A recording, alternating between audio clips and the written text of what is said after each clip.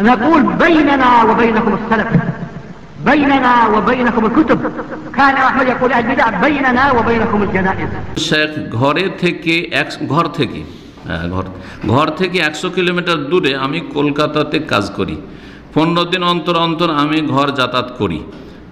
দক্ষিণবঙ্গের লোকেরা বাড়িকে ঘর বলে, হ্যাঁ বাড়িকে ঘর বলে, ঘরে মানে বাড়িতে যাতায়াত করি। আমি যখন কলকাতায় থাকি তখন আমাকে নামাজ কসর করতে হবে নাকি আর সুন্নত নামাজ পড়বো কি পড়বো না?